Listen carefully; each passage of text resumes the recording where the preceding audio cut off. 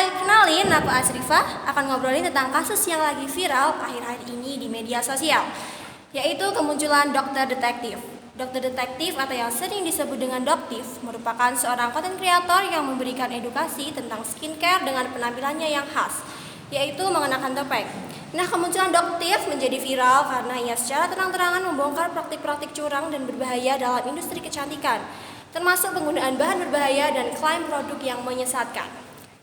Nah, kali ini biar nggak bosan, aku mau ajak teman-teman aku buat obrolin kasus viral yang satu ini. Kepada teman-teman, silakan bisa langsung perkenalan. Halo, aku Imam. Halo, aku Latifah. Halo, aku Imel. Hai, aku Salva. Oke teman-teman, terima kasih telah menyempatkan waktunya di tengah padatnya kegiatan organisasi, di tengah kejaran dengan tugas, dan juga di tengah berbagai kepentingan pribadi kalian masih mau hadir nemenin aku buat ngobrolin kasus viral. Oke, jadi teman-teman, akhir-akhir ini kan ada kasus viral tentang overclaim yang diangkat oleh doktif. Hal itu kan tentu sangat merugikan gitu ya bagi para konsumen.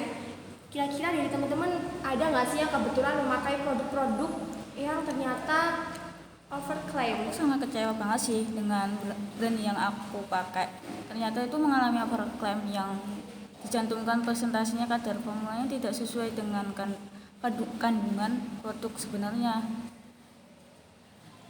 Nah, kalau masih ada lagi nggak nih teman yang kebetulan juga pakai selain Kak Imel?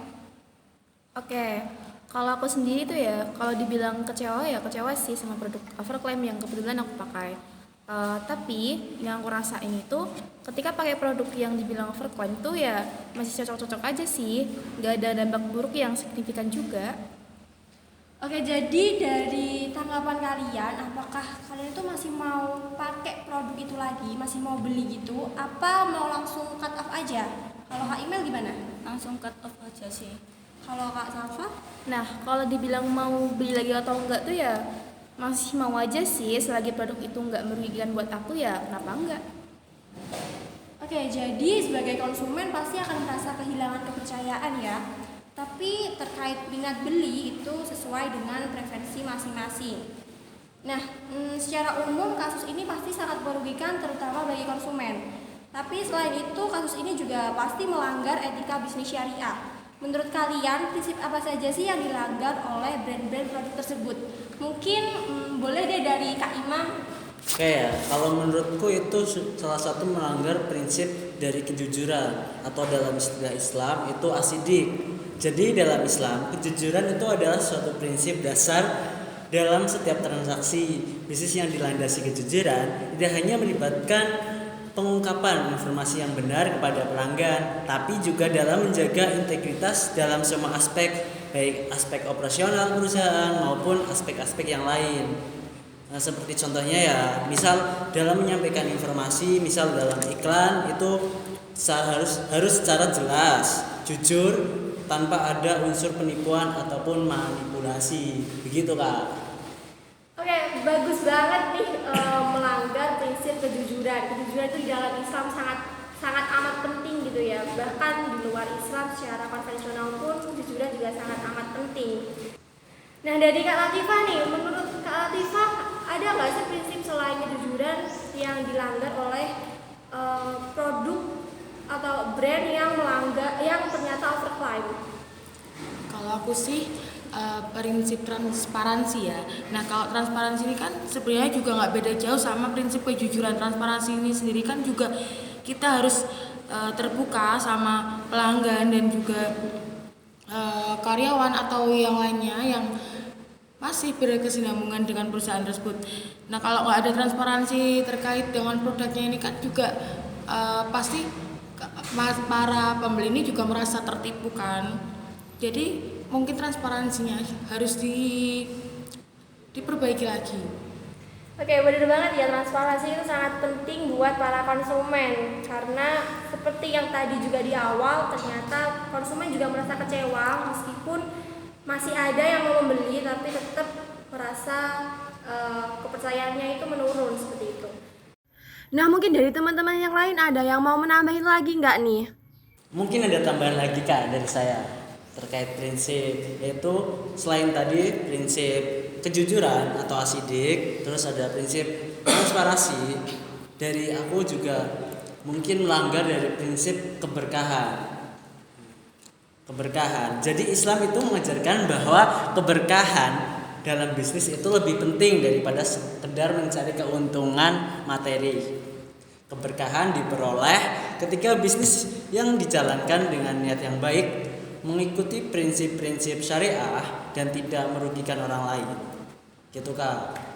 Jadi bisa diambil kesimpulan juga kalau suatu brand atau perusahaan mengejar keberkahan itu secara tidak langsung juga akan keuntungan itu juga akan mengikutinya, seperti itu ya Kak? Iya, pastinya begitu Kak. Oke, dari Kak Email sama Kak Salva ada tambahan gak nih? Mungkin dari Kak Email nih sebagai konsumen yang merasa kecewa dengan produk overclaim. Oke, dari aku sendiri sebagai konsumen yang merasa kecewa dengan brand yang aku pakai mengalami overclaim itu ya. Itu kan Islam mengajarkan untuk menjunjung tanggung jawab terhadap orang lain, baik dalam hal kekayaan, pengetahuan maupun kekuasaan. Suatu perusahaan juga harus memperhatikan dampak terhadap masyarakat dan lingkungan sekitar juga ya. Nah, aku setuju nih sama pendapat Mbak Imel tadi.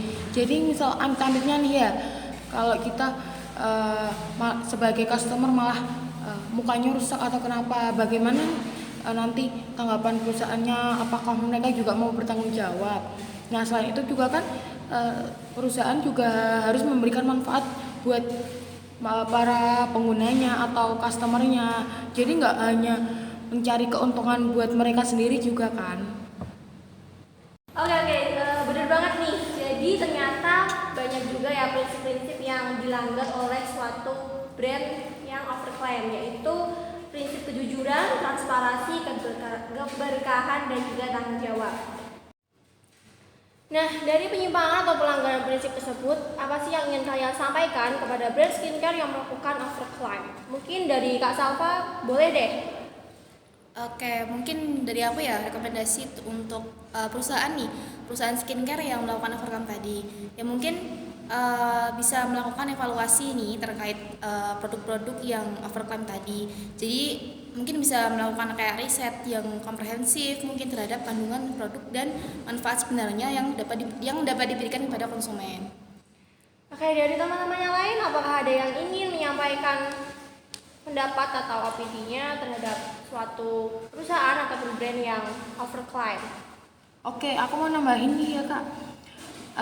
Kayak yang aku bilang tadi, mereka juga harus meningkatkan transparansi mereka.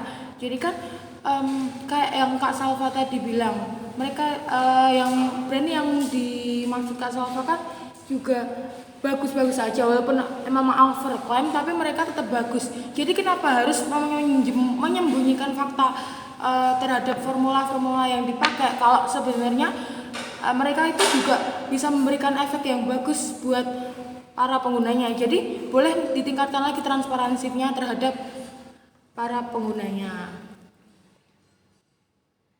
Oke, teman-teman terima kasih sudah meluangkan waktunya untuk menemani aku ngobrol kasus viral ini. Harapannya kepada brand overclaim bisa mengevaluasi dan membenahi produk kedepannya. Yang selanjutnya semoga juga dapat membangun dan mendapatkan kepercayaan konsumen kembali. Oke, sekian podcast obrolan viral ini. Semoga bermanfaat. See you. Bye-bye. Bye.